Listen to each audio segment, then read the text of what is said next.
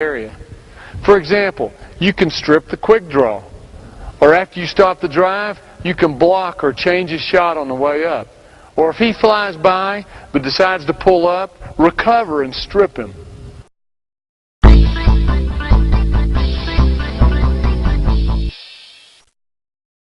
If you can't block your opponent's shot from his shot pocket, then jump with the shooter, keeping a visible gap between your bodies. Let the official see that there is no contact going up, and the space will allow you to land without brushing him on the way down. Best case scenario, you deflect the ball and ensure he misses. If you don't get the ball, at least you'll change his shot. If you can't change his shot, at least your hand will disrupt or block his view of the goal.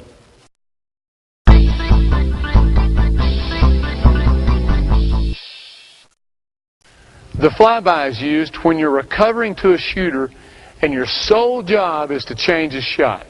In other words, a closeout will be far too late to prevent the shot.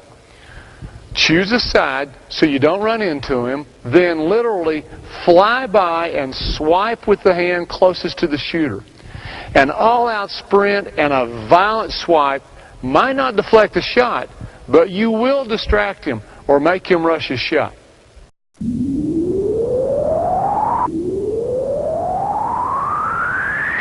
Are you willing to do whatever it takes to be the best, to separate yourself from your competition? You can condition your body to be a defensive machine by adding these defensive drills to your workout.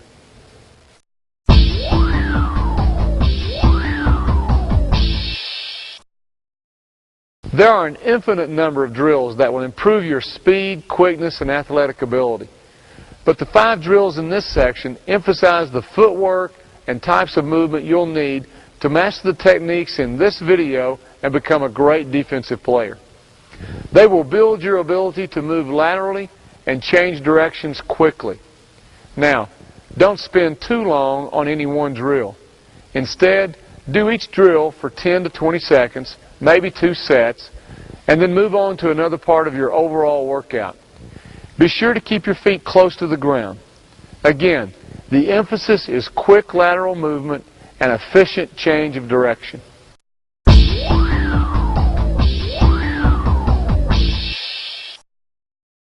Nothing takes the place of repetition to develop the self-confidence you need to be a great defender. Repetition builds habits, and good habits make for great instinctive players.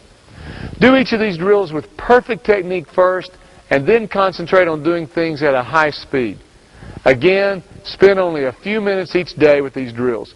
You want to constantly improve your technique, but you also want to keep it fun.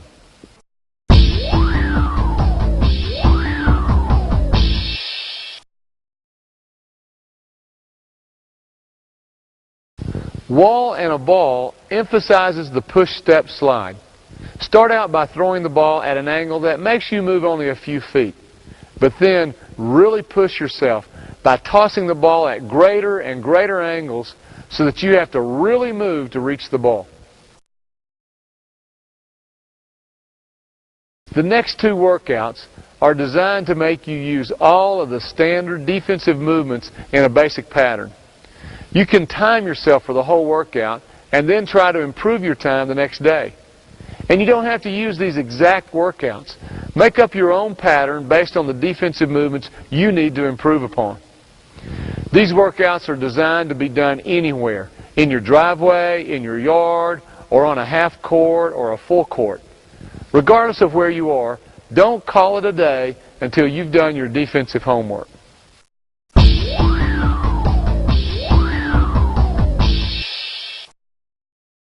Partner workouts can be done in a teaching progression, starting with the standard closeout, then adjusting to triple threat, then playing the drive, and eventually leading up to live one-on-one.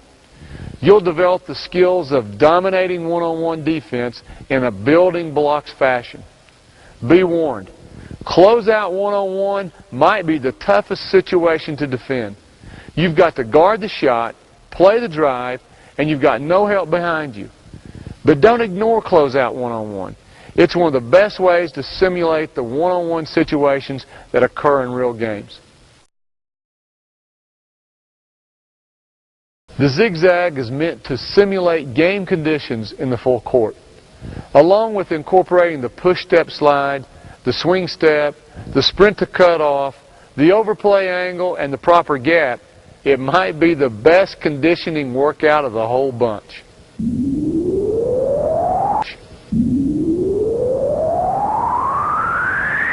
Basketball is a complex and ever-changing game. Some things can't be categorized. But here are some hints that might give you the edge you need.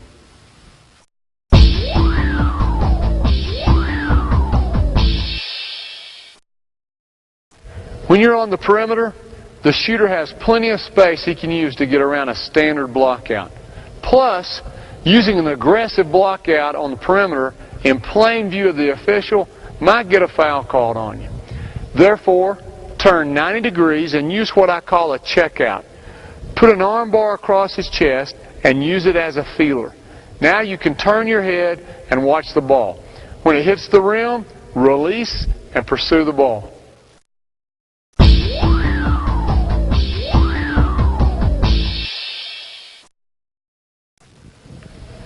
When your man has the ball, what part of his body do you want to focus on? Focus on his chest. He can fake with his head, shoulders,